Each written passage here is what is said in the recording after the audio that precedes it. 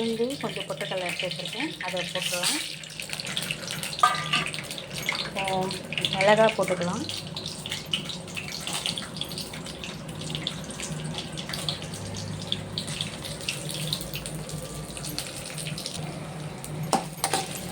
லைட்டாக வதக்கிக்கலாம்.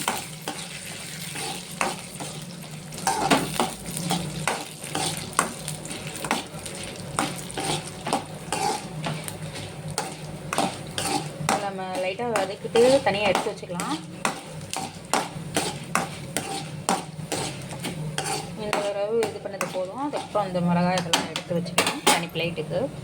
இப்போ நம்ம இந்த எண்ணெயிலே நம்ம வெங்காயம், பூண்டு, தேங்காய் இதெல்லாம் போட்டுக்கலாம்.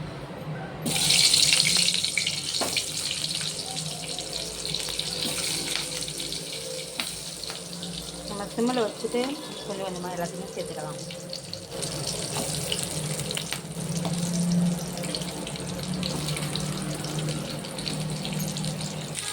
இப்போ இதோட நம்ம கொஞ்சம் புளி சேர்த்துக்கலாம். இந்த இவ்வளோ உப்பு சேர்த்துக்கிறேன். இது நல்லா கிளறினதுக்கப்புறம் நம்ம தக்காளி சேர்த்துக்கலாம்.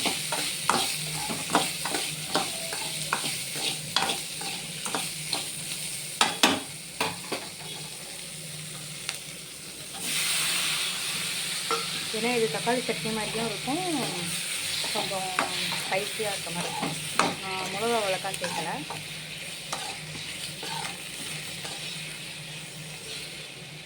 கண்ணாடி பதம் வர வரையும் நம்ம வெயிட் பண்ணோம். அதுக்கப்புறம் நம்ம முட்டைக்கோஸை போட்டு இப்போ நம்ம இது கூட முட்டைக்கோஸை நம்ம சேர்த்தியாச்சு. இன்னும் கொஞ்சம் ஒரு வதக்கிட்டு நம்ம அந்த சூடோடு போடக்கூடாது, ஆறினதுக்கப்புறம் தான் போடணும். இந்த மிளகெல்லாம் ஆறிடுச்சு. அது மிக்ஸி ஜாரில் நம்ம சேர்த்துப்போம். நம்ம நல்லா வதக்கியாச்சு.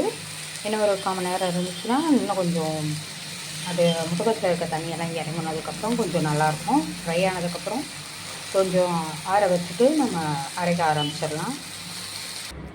நம்ம மிக்சியில் மாற்றிக்கிட்டோம். இப்போ அரைச்சிக்கலாம். அடுப்பு பற்ற வச்சாச்சு. நம்ம கடுகு போட்டுக்கலாம். கருவேப்பிலை காமிச்சிட்டு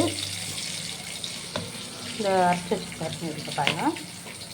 கொஞ்சோன்னு கடுகு பொரியட்டும். கொஞ்சம் சிம்மில் வச்சுட்டு நம்ம இப்போ சட்னியை சேர்த்துடலாம்.